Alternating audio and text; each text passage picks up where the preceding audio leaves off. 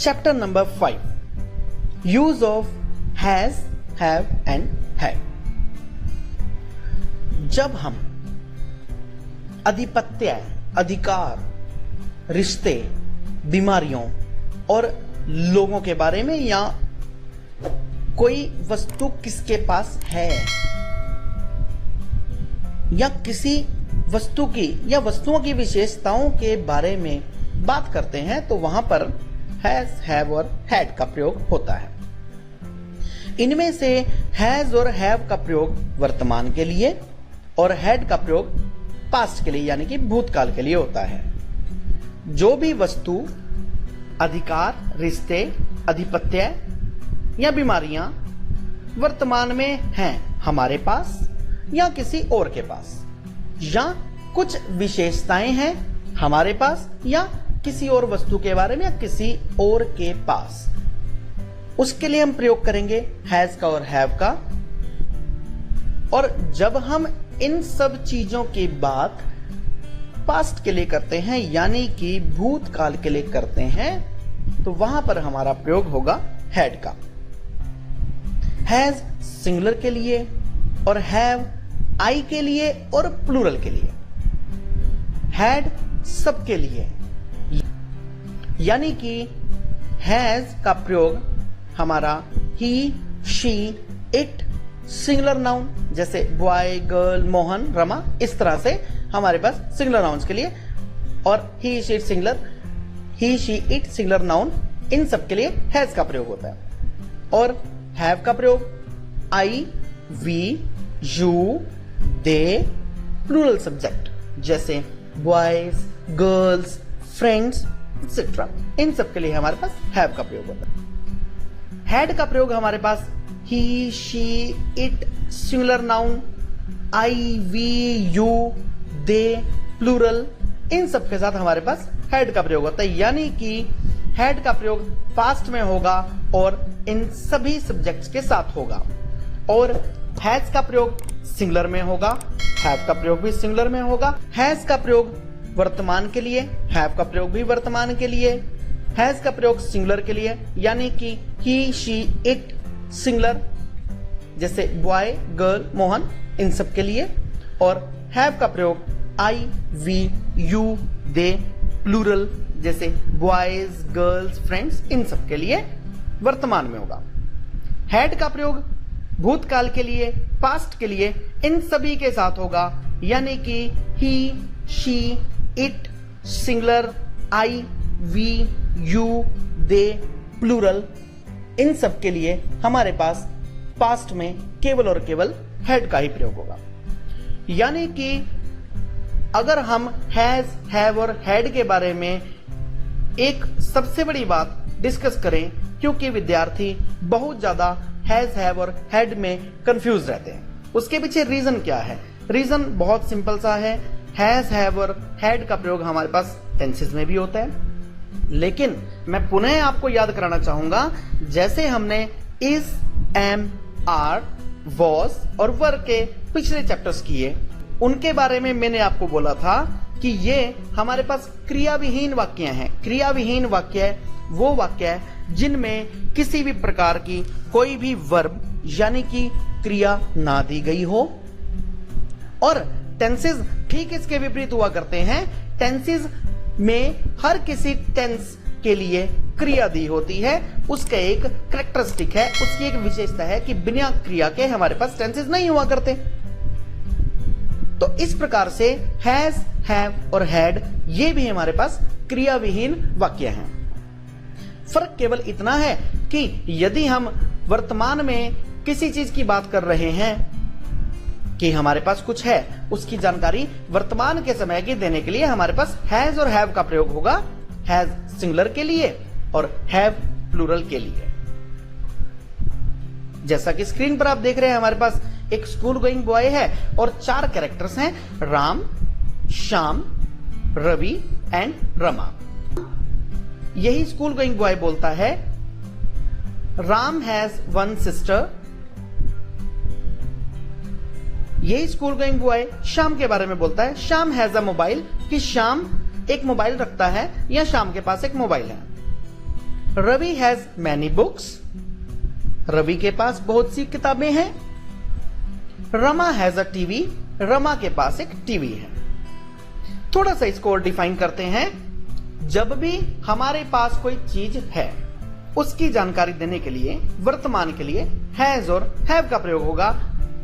Singular के लिए has, plural के लिए हैव और आई के लिए भी हैव। हिंदी में हम सभी हिंदी भाषा में बोलने वाले लोग हैं जो भारत में रहते हैं। हम हिंदी में बोलते हैं तो इसलिए हम अपने माइंड में सब कुछ हिंदी में ही सोचते हैं। जब हम अपने माइंड में हिंदी में कोई चीज सोचते हैं तो हमारे माइंड में कुछ ऐसे वाक्य हुआ करते हैं जैसे मेरे पास एक मोबाइल है। आमतौर पर सीखने वाले बच्चे क्या मिस्टेक करते हैं, लर्नर्स क्या मिस्टेक करते हैं, वो ये देखते हैं कि सेंटेंस में मेरे शब्द दिया हुआ है। कैसे? मेरे पास एक मोबाइल है। लर्नर्स तुरंत मेरे को देखकर यानी कि मेरे शब्द को देखकर वहां पर माई लगा देते हैं और कई बार एक विद्यार्थी ऐसा सेंटेंस बना देता है माई और उसको पता है कि इसका हैव लगाना है, माई हैव अ मोबाइल। ये गलत सेंटेंस हो गया। गलत क्यों हो गया? क्योंकि हमने इस सेंटेंस के लिए एक स्पेशल ट्रिक का प्रयोग नहीं किया। आइए सीखते हैं उस ट्रिक को। बहुत सिंपल सी ट्रिक है। जब भी हमारे पास कोई ऐसा वाक्य हो जिसमें पास शब्द लगा हो, जैसे राम की एक बहन है यानी कि राम की एक सिस्टर है, राम के पास एक सिस्टर है, इसको हम इस प्रकार से यानी पास वाले शब्द को हम रखने वाले शब्द में कन्वर्ट कर दें तो हमारा सेंटेंस बिल्कुल ठीक बनेगा क्योंकि हमारा सब्जेक्ट वहां पर ठीक आ जाएगा। कैसे? मैं अपने वाले उसी वाक्य को पुनः दोहराता हूं।